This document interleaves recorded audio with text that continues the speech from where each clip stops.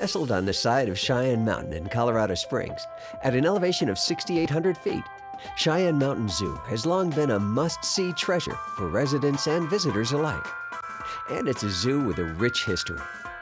Founded in 1926 by local businessman, mining tycoon, and philanthropist Spencer Penrose, Cheyenne Mountain Zoo owes its unique mountain location to a small monkey. Penrose, founder of the Broadmoor Hotel, was a collector of exotic animals. His brother, Charles Penrose, was the director of the Philadelphia Zoo, and Spencer wanted to show his sibling and others that he was just as fine a keeper of exotic animals as his brother.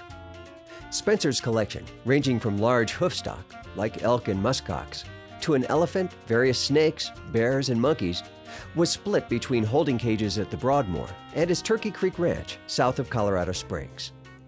In the summer of 1926, one of the monkeys residing at the Broadmoor bit the child of a hotel guest. This proved to be the last straw for the Broadmoor's board of directors, and Penrose was asked to remove his animals from the hotel grounds immediately. Ever the industrious entrepreneur, Penrose decided to consolidate his animal collection and move them all about 1.5 miles up Cheyenne Mountain, which he also owned. It's been the home to Cheyenne Mountain Zoo ever since. As the years passed, Penrose made improvements and additions to his zoo, including the acquisition of a World's Fair carousel and construction of permanent buildings for his collection. During this time, he also began construction of the Will Rogers Shrine, which was completed in 1937. This historic monument, perched 1.4 miles above the zoo, is dedicated to Penrose's friend and humorist Will Rogers, who died in a plane crash in 1935. When a prognosis of terminal throat cancer was given him in 1938, Penrose decided to give his Cheyenne Mountain Zoo to the citizens of Colorado Springs. It's important to note, however, that neither the City of Colorado Springs, the Broadmoor, nor the El Pomar Foundation own the zoo. It's an independent, non-profit entity owned by the citizenry of the city and overseen by a volunteer board of directors. The zoo has the distinction of being one of only a handful of accredited zoos in the nation that is not tax-supported.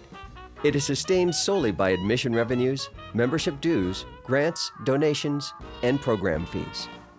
Spencer Penrose died in December 1939, but Cheyenne Mountain Zoo lives on as part of this man's legacy. In the 1950s and 60s, tourism boomed in the Pikes Peak region, and crowds flocked to see Cheyenne Mountain Zoo's elephants, giraffes, and primates. At that time, visitors traveled to the zoo by car or the unique Mountaineer train that ran round-trip from the Broadmoor Hotel. Once in the zoo, guests could hop on the one-of-a-kind Zoomobile. Both of these people movers still have homes at the zoo, though the Mountaineer train was permanently retired in 1974 after 24 years of service. By the 1980s, the zoo on the mountain had fallen into a state of status quo, with exhibits looking much as they always had, though time was taking its toll on the facility. However, beginning in 1990, the zoo embarked on an era of revitalization. A master plan was conceived, and major fundraising and construction got underway. During this flurry of modernization, guests were enthralled with new exhibits such as Rocky Cliffs, Primate World, Wolf Woods, Asian Highlands, Lion's Lair, and Kids Canyon. Even the 1925 carousel that Spencer Penrose brought back from the World's Fair was meticulously refurbished and relocated to the central part of the zoo. The excitement continued into the new millennium with the 2003 opening of the African Rift Valley, an award-winning exhibit that showcases the zoo's world-renowned giraffe herd, the largest of any zoo in the U.S. Guests from all over the world have discovered the thrill of feeding crackers to these giraffes. You can also get up close and personal with meerkats, colobus monkeys, and crowned cranes. And kids will love all the educational play activities. In 2008, Cheyenne Mountain Zoo opened the Rocky Mountain Wild exhibit complex. This $8.2 million undertaking is actually multiple exhibits, presenting a grand collection of North American species like grizzly bears, river otters, mountain lions, Mexican gray wolves, and moose. The zoo is one of only 8 accredited zoos in the nation to exhibit moose. 2008 also saw the opening of the exciting Mountaineer Sky Ride. Taking its name from the little train that used to carry guests to the zoo, this open-air chairlift-style ride transports you up Cheyenne Mountain and provides spectacular views of the zoo, the surrounding mountains, and the city of Colorado Springs.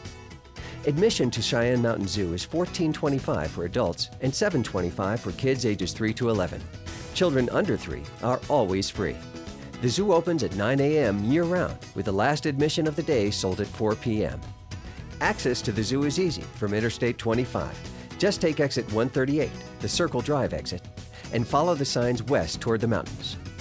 Come experience what nearly 500,000 visitors annually are talking about. Only at Cheyenne Mountain Zoo.